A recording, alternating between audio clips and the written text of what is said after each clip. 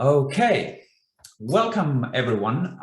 This is the 9th webinar of a 10-part webinar series on international biodiversity law post-2020, part of the 17th edition of the United Nations Environment Programme, University of Eastern Finland course on multilateral environmental agreements. My name is Niko Soininen. I'm professor of environmental law at UEF Law School and co-director of SEAL. And I'll be moderating today's session. We have a terrific guest speaker today, Professor Anne Cliquet, Professor of International Environmental Law, Environmental and Biodiversity Law at Ghent University in Belgium. She is situated in the field of international, European and national biodiversity law and has studied both biodiversity both in marine and terrestrial domains. You're warmly welcome, Anne, to this webinar. The topic of today's webinar is the rise of ecological restoration law, of which Professor Cliquet is going to talk to you more about briefly. The background of this topic is that during the past decades, we have witnessed an increase in international, regional and national legal obligations to achieve ecological restoration. States have also set policy targets on ecological restoration, such as the IT restoration targets under the Convention on Biological Diversity. These predominantly quantitative targets are not legally binding and have not been well implemented. The United Nations Decade of Ecosystem Restoration is the momentum for the international community to upscale restoration. Today, in Professor Cliquet's presentation, we will hear about the legal tools that can be used to move towards more qualitative-driven restoration obligations in international law. Before I give the floor to Professor Cliquet, just a few housekeeping notes. The webinar will be recorded. That's for you to note. And also, please use the Q&A box at the bottom of your screen for questions. And the idea is that we'll have the presentation first, roughly half an hour, after which we'll start discussing the topic. Now, the floor is all yours, Anne. Please go ahead. Okay, thank you very much, Niko. I'll start with sharing my screen.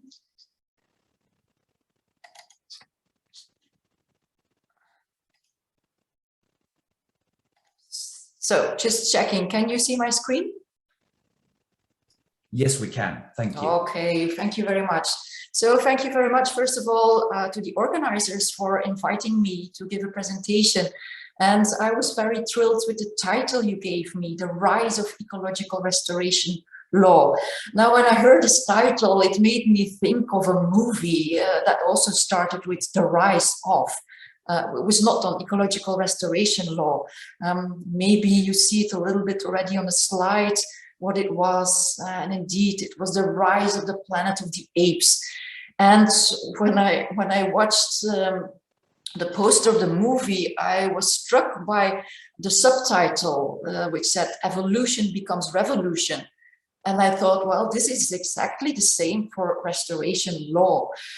So my presentation will be split up in two parts. One will be on the evolution of restoration law, and the second will be on revolution of restoration law.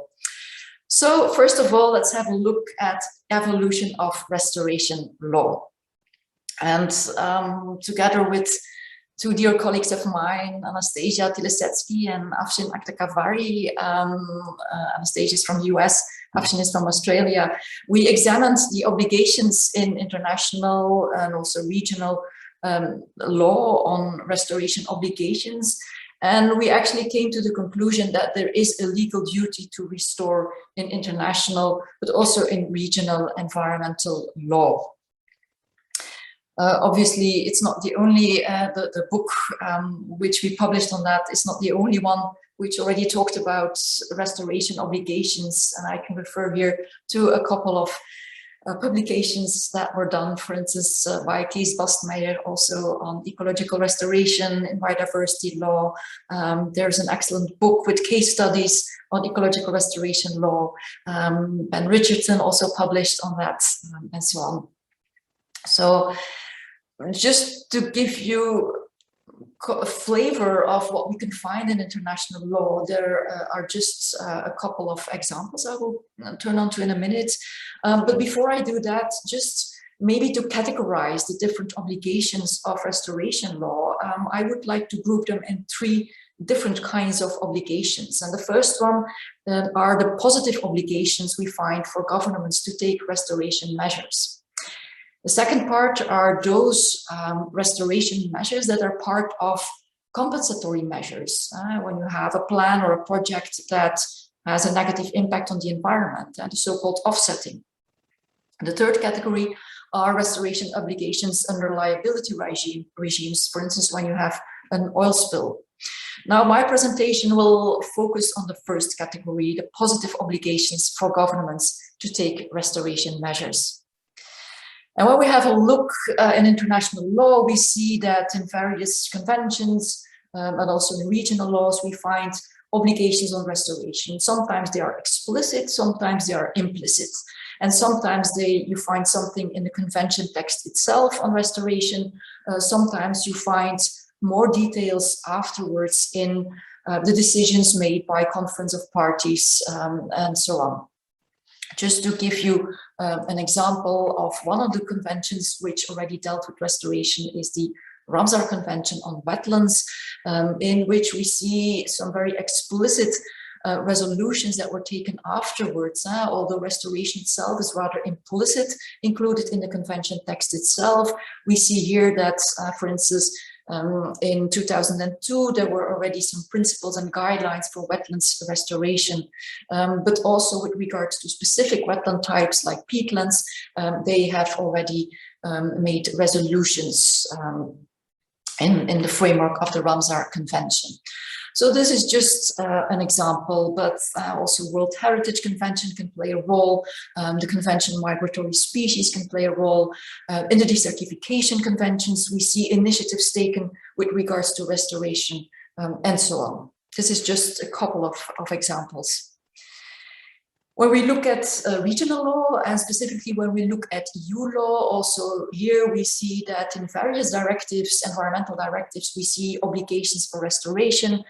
We have them, of course, in the Birds Directive and the Habitats Directive, but also in other directives, we have obligations for restoration, such as the Water Framework Directive, Marine Strategy Directive, and more related to a liability for environmental damage in the Environmental Liability Directive. I don't have the time to go into detail on what these obligations are, but for instance, the definition of conservation in the Habitats Directive includes explicitly that this also includes restoration of habitats and species populations, and you have to restore them towards a favorable conservation status. Now, maybe the most important framework, again, at the global level, then where you find restoration obligations is in the framework of the Convention on Biological Diversity. And we find obligations on restoration in the convention text itself, for instance, Article 8. But obviously, we also, and especially the last couple of years, we see decisions by the Conference of Parties on restoration. For instance, we have a decision on ecosystem restoration, one in 2012, we have one on ecosystem restoration and conservation 2014, and then 2016 they came up with a short-term action plan. Now, if you go to the website of the CBD, you also see that restoration is also a cross-cutting issue, and you find loads of information there, which again, I don't have the time to go into detail on this today. Now, probably the most detailed and most concrete targets that have been put forward in international law on restoration are the Aichi targets, and that were accepted in 2010. So by 2020, the parties to the CBD agreed to have a rise in protected areas and to have them effectively protected, which indirectly, although it doesn't say you have to restore them, but indirectly, because many of our protected areas are not in a good favorable conservation status, you will have to restore them. So indirectly, Target 11 also includes the obligation to restore protected areas. We have Target 14, which is mostly on ecosystems that provide important ecosystem services that need to be restored. And then we have the restoration targets, Target 15, which says that 15% of degraded ecosystems must be restored. Now, I'll come back to the implementation of that in a minute, but just to sort of complement what else do we find in international law, more and more we also find obligations under the climate change regime, whereas already in the Framework Convention on Climate Change, but also repeated in the Paris Agreement, we find the obligation to conserve, but also to enhance sinks of greenhouse gases. And in the framework, of course, of the Framework Convention on Climate Change, we have the so-called REDD+ mechanism, reducing emissions from deforestation and forest degradation in developing countries, which is basically a mechanism in which you pay developing countries to conserve and restore their forests. And so you give them financial support for this. Now, when it comes to forests, we also find some other commitments that were made. That's a combination of commitments made by NGOs and governments. The first one, these are all non-binding commitments. The Bonn Challenge was a commitment to restore 150 million hectares of forests by 2020. And that was even increased with the New York Declaration in 2014, which has as a goal to restore 350 million hectares by 2030. So these were just a couple of examples of initiatives. What we also see is in recent years are a couple of court cases in which restoration is mentioned. And we have them at the international level for the International Court of Justice, which then of course deals with restoration in the context of transboundary damage to nature. But at the regional level, of course, we have the European Court of Justice, which already on a number of occasions ruled on restoration obligations. And just to give you an idea, for the International Court of Justice in the case between Costa Rica and Nicaragua, there the court explicitly mentioned something on restoration, in which they say, well, it will not always be possible to return the environment to a state in which it was before the damage occurred, and so restoration measures may be required in order to return the environment to its prior condition. Just to give you an idea on what kind of restoration cases we have for the Court of Justice when it comes to species protection, we have a very famous case, the so-called hamster case, in which the Advocate General in the case already said that because you have a prohibition to kill and disturb the species and to disturb their nests, and to destroy their nests and so on. But there, the Advocate General already said that prohibitions can also help to restore or improve the habitats. And also in the court ruling itself, although the court did not really mention the explicit obligation to restore, what they said was that France did not fulfill their obligations to protect the European hamster. And then there was another case which more has to do with protected areas and the restoration of it, and the Casina Trepini case, where the issue at stake was to declassify an area because it was not sufficiently protected, whereas both the Advocate General explicitly said that, well, rather than declassifying the site, you should take restoration measures in order to improve the condition of the site. And also here the court again said, well, it's a failure of your obligations to protect that site. And so this should not lead to declassification but on the contrary, you should take measures to safeguard that site. So also implicitly the court ruled that there is restoration necessary. So these were just a couple of examples of what you can find both in the law itself, but also in case law. Now, what about evaluation of how far do we get? And obviously a restoration is something that takes or can take a long time. And so it is still something which is in progress.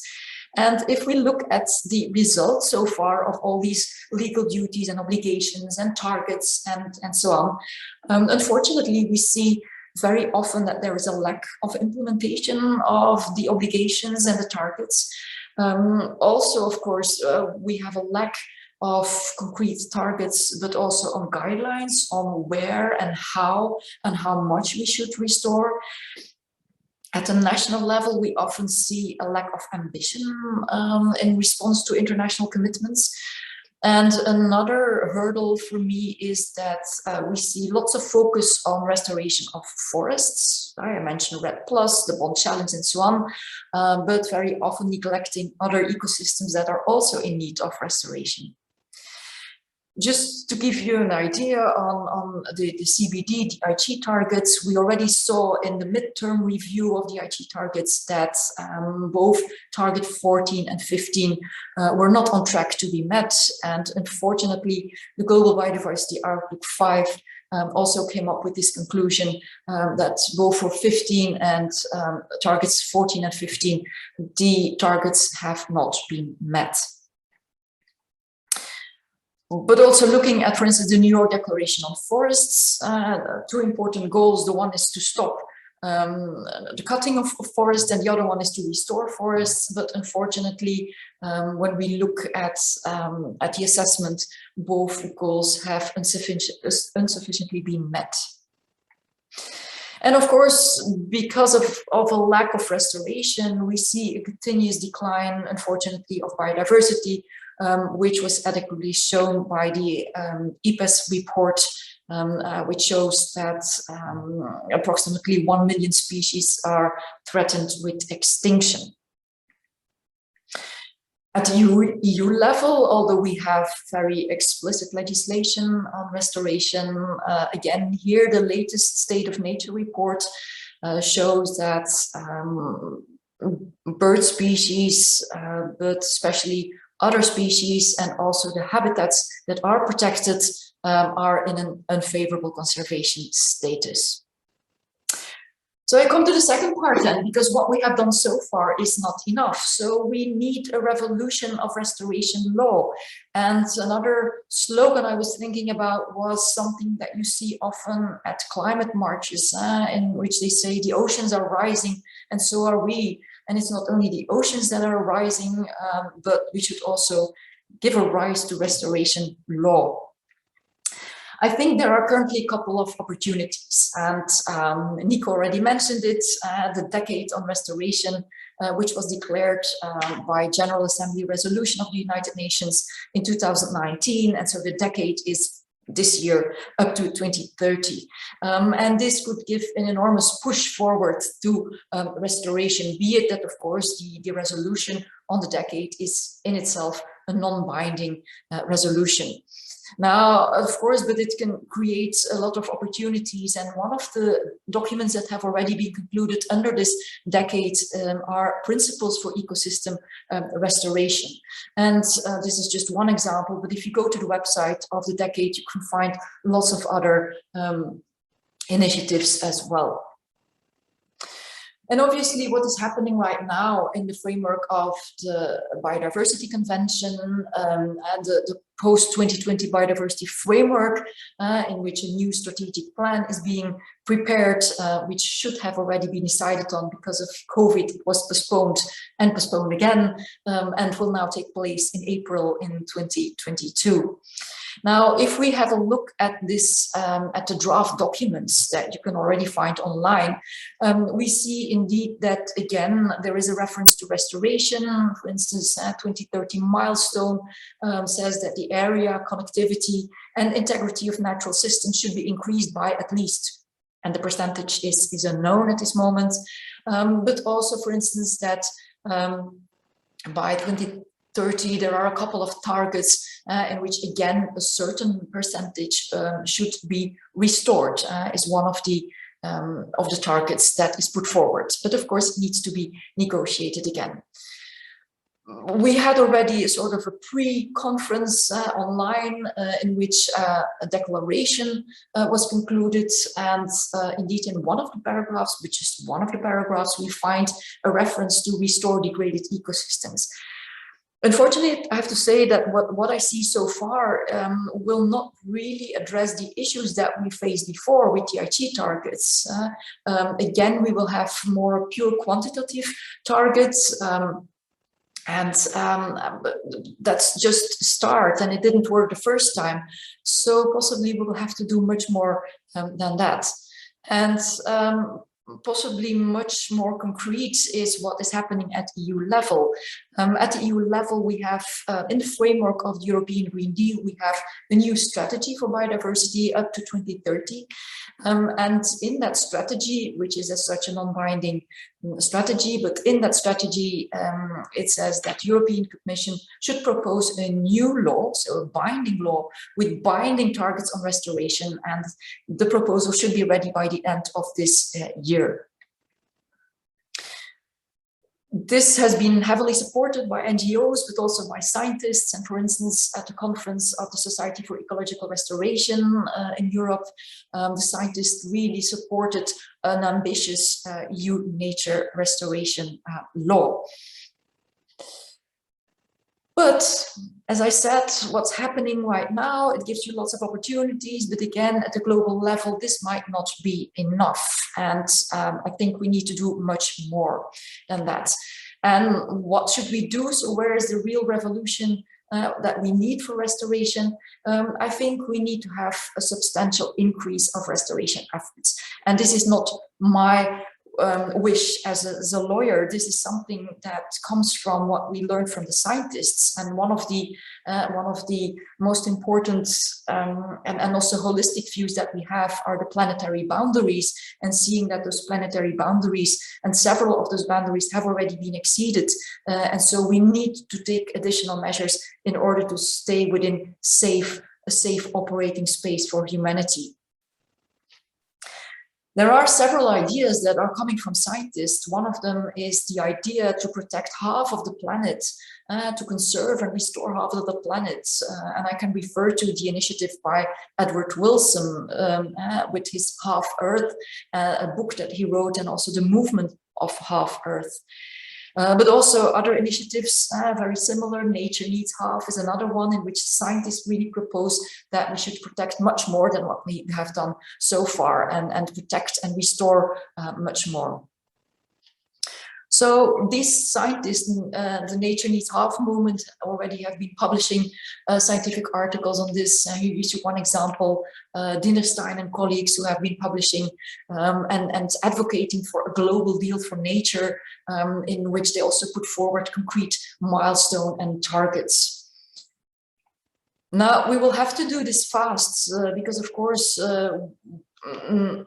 for the biodiversity crisis, but also in response to the climate crisis. So we need to speed up what we have been doing so far in restoration. And obviously, again, it's not only because of biodiversity, but also the role that restoration could play in fighting climate change. And you see, luckily, more and more that this role of restoration is being recognized. One of the a publication by Sven Teske and others on achieving the Paris Climate Agreement. One of the proposals that they put forward is indeed to protect and restore 50% of the land and the oceans. And more you see also in scientific literature that this combination of a win-win situation of restoration is both important for biodiversity loss and also with regards to both mitigation and adaptation for climate change. So with also the announcement of the decade on restoration, this was also used as something to put under the attention of the broader public, you know, that we have to rewild or restore on a massive scale in order to heal nature and climate. And of course, in mind with the very recent COP26 on climate change, one of the commitments that was made was to end deforestation, which as such, again, is of course an important idea, but of course, on the other hand, this is something that was already promised in previous years, and this is again a non-binding promise, and you could have a lot of questions with a country, for instance, like Brazil, promising to stop deforestation, whereas we see in practice that the rate of deforestation has never been higher than before. So we'll have to see what comes out of this promise, and if it becomes more than a promise. And also, again, I cannot stress enough that the focus on forests is not enough. We disregard very often other ecosystems that are equally important or sometimes even more important than forests. We have peatlands and wetlands and so on. And this is something we rarely hear at the international level, and the commitments are lagging behind in this regard. So this is really important. And another disadvantage of putting the focus on forests is, and just focusing too narrowly on climate change mitigation, is that countries start to do forest projects in ecosystems that are actually not equipped to have forests. They do this in grasslands or in peatlands and so on. So this win-win, and also this attention for other ecosystems, but also at the same time for biodiversity, is very important. So what do we actually need more concretely in order to advance and also to give some legal teeth to the UN Decade on Restoration? A Paris deal for nature. We have the Paris Agreement on climate change. Well, we need a Paris deal for nature, something that that is more binding than sort of non-binding commitments that we had before or up till now.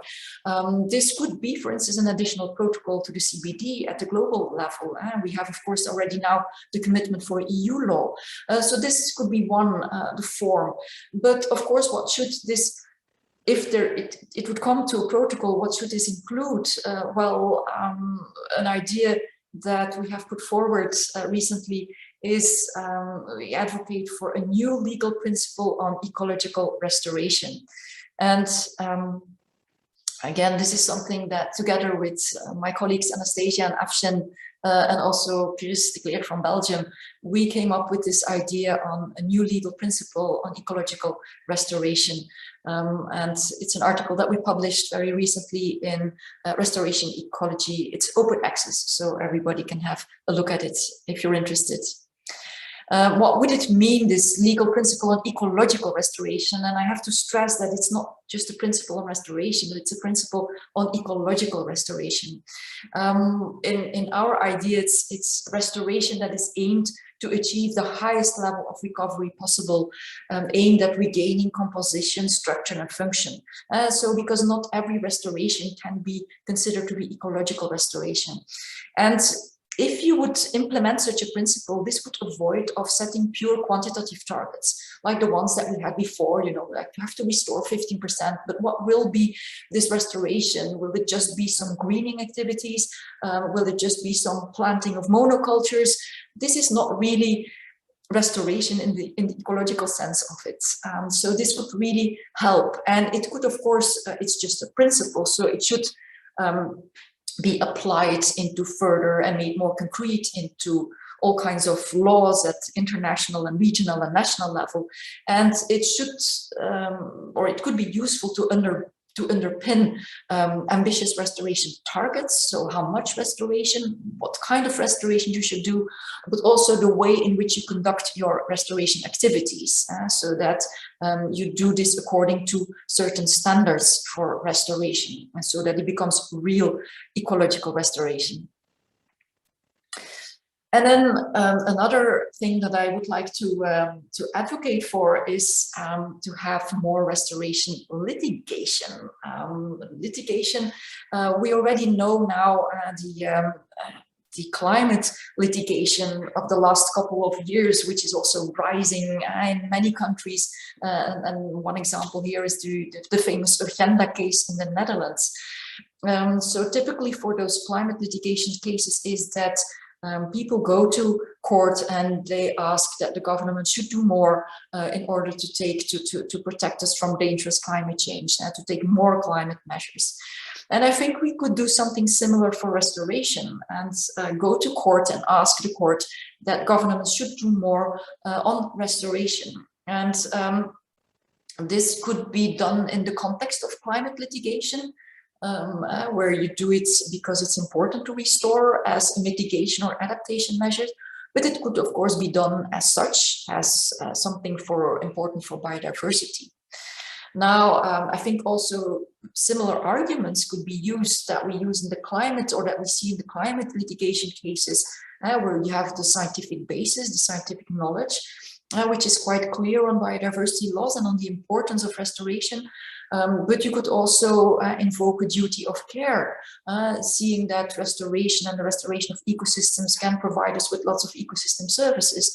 But we could even invoke a violation of human rights, because also here we see more and more in recent reports also from Special Rapporteur on human rights and the environment, the link between biodiversity and human rights, and also the link between restoration and the positive effects it would have on human rights and on the environment.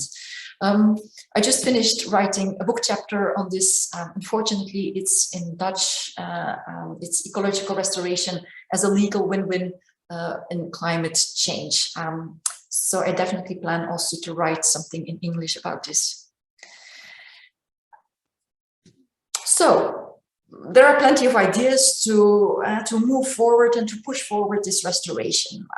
But I can imagine that already people will now be thinking, okay, but this is all realistic. And so we have the same, I think the same reactions towards climate change. It should be affordable and it should be realistic and so on. So the reality check.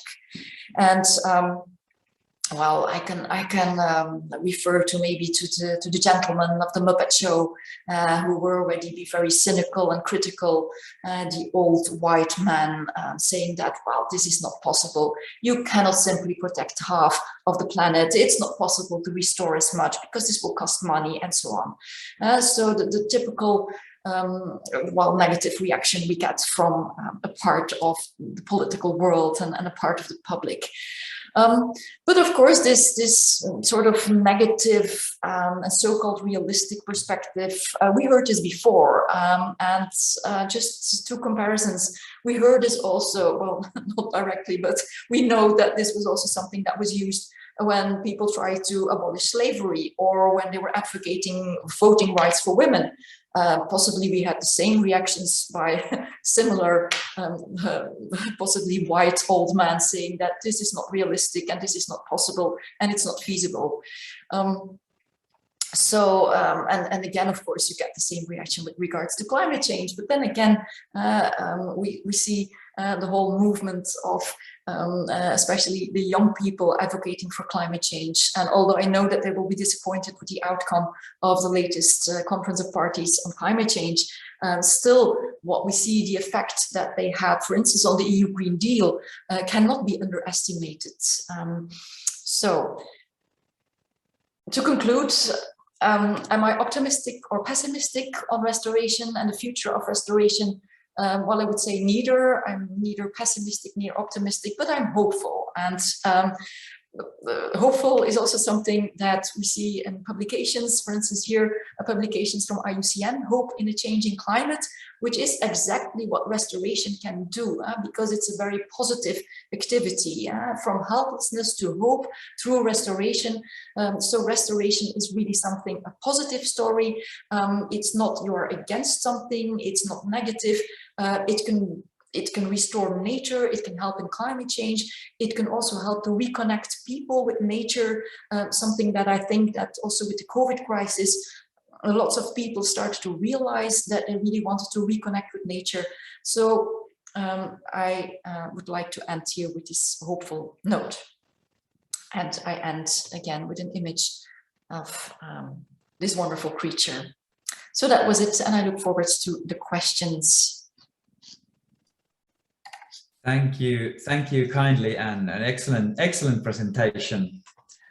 To get the conversation starting, there's a number of questions there already. But looking at the legal lay of the land at the moment, the international agreements that you talked about, and a number of EU directives that address ecological restoration. Could you reflect on what kind of legal obligation is it? So is it an obligation of result? In other words, that the states need to achieve a certain level of restoration quality, or is it sufficient for the states to conduct some measures with the intent and idea to restore without an obligation to actually get there, to reach results? Yeah, thank you for this interesting question. It depends a little bit, of course, on what kind of level you are talking about or what instrument you're talking about. But for instance, when it comes to the EU restoration obligations, I think that there it's fair to say that we have an obligation of results, because you need to combine several articles of the Habitats Directive in which you have the overall goal to reach a favorable conservation status. And then the states have to take conservation measures with regards to the Natura 2000 sites, the protected areas, but also we've got the prohibitions with regards to the protected species. And both for the habitats and the species, we need to reach this favorable conservation status.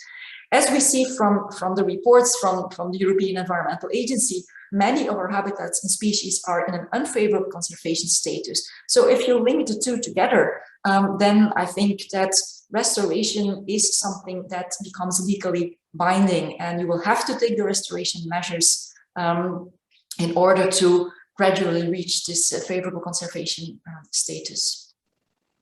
Right, so an obligation of result or outcome, definitely at the EU level. Yes, I would say yes, it is, and of course it's not only the restoration under the positive obligations for states, but it's also what we have with the non-deterioration clause under the Habitats Directive, which you could also say that, well, under this, if you've got existing activities that could deteriorate the environment, also there you could see that there is a positive obligation and an obligation of result to reach restoration. Having said that, of course, I still believe it's very necessary to have this additional restoration law, because in spite of the fact that we already have this obligation of result, we see that in practice, not enough restoration is done. I think legally, one of the shortcomings of the current legal regime is the lack of a time frame. So we need to reach this conservation status, but it's never mentioned when we need to reach this favorable conservation status. And this is something that the new EU law could help in having binding targets, but also with a concrete time frame and with intermediate time targets. So by 2030, you need to take these steps, and by 2040, you need to do this, and so on, up to till 2050. So that would make it much more concrete. And also it would make it much more concrete of what type of ecosystems you will need to restore. And also the monitoring and the reporting obligations will also be made much more concrete. So that would really be helpful. And I think we need additional commitments also at the international level, although the duty is there, but to make it much more concrete. Right, thank you. So do I gather right, and there are a couple of questions in the Q&A on this, that whether the EU directives sufficiently address and cover restoration. So what I'm hearing from you is that it does cover and establish legal obligations to a degree, but there would be much room for improvement in terms of making them more specific, setting time limits, and kind of having the specificity that would allow monitoring and enforcement towards the objectives. Is that right? Yeah, absolutely, absolutely. Because of course, what we also saw at the European level was that we also had, as implementation of the achieved targets, we had very similar targets in our biodiversity strategy up to 2020, but also in Europe we failed. So I think the conclusion of the Commission was quite correct, that we will need to have something more binding and more concrete. Right. Really good point. And something that I've been working with water quite a bit, something that comes to mind is the Water Framework Directive, obviously, and one of the key aspects behind the relative success of the directive has been the specific biological criteria, natural scientific criteria, and deadlines for the achievements of the target.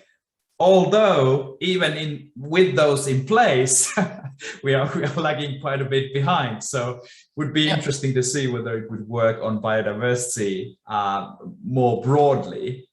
And obviously, talking about water, also there the strategy put forward that there should be much more removal of dams in order to restore the natural functioning of rivers and so on.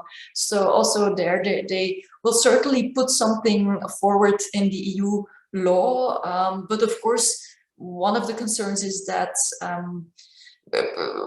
we need additional obligations in the law, or make it more concrete than so that we don't do just repeating what we already have, like in the Water Framework Directive. Absolutely. So there is one question still going back to the kind of fundamental concept and the legal obligations themselves. Lucretia is asking, what does restoration exactly mean, and what obligations in concrete steps does it imply to today, if any? Do you still care to reflect on that or reiterate some of the points you made earlier?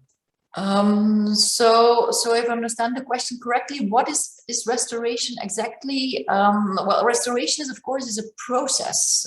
It's a process. It's an activity, and I think what it is exactly is rather something for restoration ecologists to determine. And of course, there you see that indeed, like if we're talking about ecological restoration, it's indeed talking about functioning of ecosystems that you're going to restore. Ecological restoration is about also restoring biodiversity. So these are a couple of elements that are really important. And I think we already, from scientific viewpoint, we already have, from the Society of Ecological Restoration, we already have scientific principles and standards on restoration, and a very interesting concept that they have there, which I think can also be very interesting to include, at least in guidance documents or in attachments to and annexes to laws, is what they call a 5-star system of restoration, which is that it's a gradual process of restoring all these elements in ecosystems, and finally you get to a complete recovery. But in the meanwhile, you will have a partial recovery. But these kind of guidance documents could be very important also to guide the legal process on restoration. Right, absolutely. So now we've discussed about the kind of current state of affairs, what kind of obligations there are at the international and regional levels. What about going forward? As you said, the question of, let's say, feasibility or realisticness of this kind of new principle on ecological restoration and Paris deal on nature has been questioned, especially considering that it's going to cut through so many sectors of the society, and it's going to affect so many different sectors of the law, especially if we consider the half-Earth thesis, that would be kind of scientifically valid level of spatial protection. What would you say to those skeptics? Of course, you already said in your presentation that the skeptics have already been there and huge transformation have taken place. But still, it is a fair point that quite a big shift in the societal and legal structures would need to be made. So do you see it feasible to start from the, let's say, international agreements and EU laws, like top down, or are there other strategies, bottom up, civic engagement, businesses? What are the different routes to the same goal? Well, I would say as a summary, whatever works. And I think you need to combine it. I think it would be very important to have something at the level of the CBD. But that, of course, is a very big tanker that we need to steer further on the road of restoration. I think what's happening at the EU level could be very important as an example. And we see similarities with what's happening on the climate change level. These regional initiatives could be very important, maybe also bilateral initiatives like what we saw now with regards to methane at the COP26 and so on. So these more concrete initiatives, more bottom up, what's happening at national levels, what's happening at city levels. I think it should be a combination, and in all of that, the decade could sort of stimulate all of these initiatives, whatever levels. Also, of course, restoration by private actors at levels of universities, at levels of companies, and so on. So I think that could all help, and of course also a rather gradual time scheme. We will not protect half of the planet by 2030. We could do, 30% by 2030, 40 by 2040, and so on. But of course, I realize that it's a huge challenge. It's not obvious, and we see the same with climate change. But of course, we could link it also to what the transformation that we need for climate change. If we keep on stressing the importance to have a win-win for biodiversity, while we are changing, we can also change and use restoration to change for good. And one of the things that I think are very important are again, examples. And we find already wonderful examples on restoration, which is not just good for people, but not just good for nature, but also good for the people there. I'm thinking about the Loess Plateau in China, for instance. It's sort of the classical example in which you saw completely degraded environments, and poverty and so on. And after restoration, you see, that it was beneficial for biodiversity, but also for the local population. And it's these type of hopeful stories that can be very important. Right, kind of global lighthouses, so to speak, the bright spots globally that can be used as an example. Very, very well. So to kind of bring it all together, what I'm hearing from you is that we need kind of legal targets and monitoring criteria and frameworks for restoration, and then it's a whole suite of policy instruments and governance efforts that should be kind of used to bring that about, to actually achieve those goals. Mm-hmm. Yep. Very, very much agree.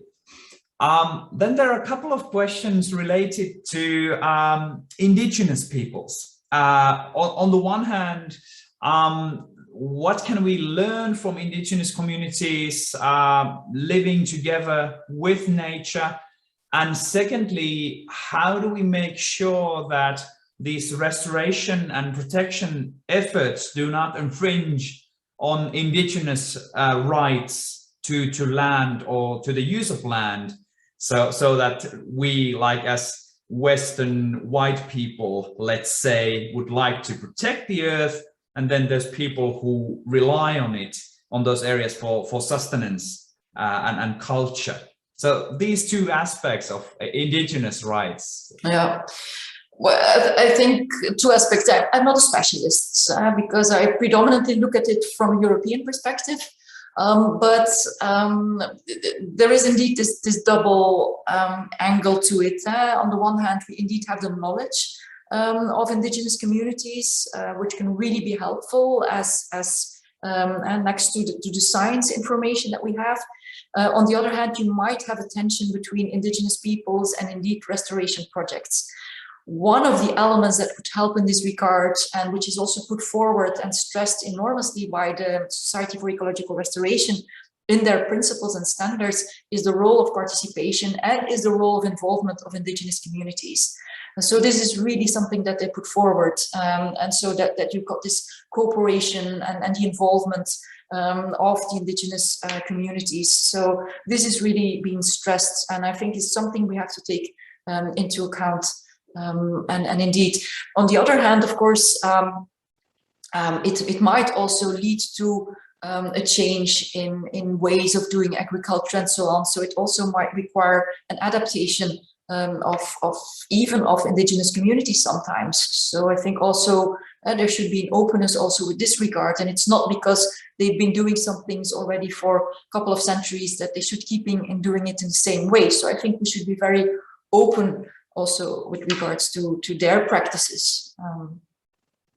Right, but you see more possibilities for reconciling restoration and indigenous rights than threats per se. I think so, yes. And again, I think restoration is something that that you can especially use to involve the local communities, in which they would also maybe see the advantages, and in which you will see that, okay, in a restored environment, they will have their ecosystem services that will be restored, but also it can create all kinds of opportunities also for them to continue with their livelihoods, or maybe to have a shift in what kind of livelihoods they have, but especially participation, I think, is important. Absolutely. Moving the discussion along a bit, then comes the temporal question. So Ari here asks a really important question in my view. As we're living in the age of the Anthropocene, that human species has affected basically all parts of the globe, and there's no going back to the historical pristine condition environments. Temporally, where should we set the benchmark for restoration? Is it something prior to the Industrial Revolution? Is it somewhere in the early 20th century? or is it what we can feasibly do now in the era of climate change, which will, realistically saying, alter the possibility and the chance of what we can do quite a bit? So what are your views on this? Yeah, very important question indeed. Well, what I think is that at least you should take into account historical information. This should guide your restoration activities. So to start with something completely new might be possible, but most of the time I don't think that would be a really good idea. So historical information is very important. And I think what also you learn from the science is that they say, well, we should, because sometimes that's something they say negatively about restoration is they say, well, these are people that want to return to history, and they have sort of a craving for what's happened in the past. It's not true. With restoration, you look forward, but of course you take into account historical information. It could as well be, of course, that because of climate change, that circumstances have changed rather fundamentally, so that you will have to adapt. And then you might say, well, it's not possible to restore what resembled the ecosystems in the past, but we might find a reference ecosystem of something that we could indeed restore to. But always there, again, ecological functioning, species composition, these are all elements that have to be taken into account. What I am a bit reluctant to is the idea that is put forward also by some restoration ecologists, and is just, leaving all historical information behind and just go towards what they call novel ecosystems, and just say, well, we will sort of introduce species that never belonged here before because, everything is just changing. And I'm a bit weary about it because this could strategically, again, lead to, with the general public or with politicians, the idea that you could make and create nature, and this is of course not true. And I think the more you can rely on this scientific information, on historical information that you have, the better you be able to restore something. So basically a balance between the historical natural state and the current Anthropocene should be struck somewhere in between.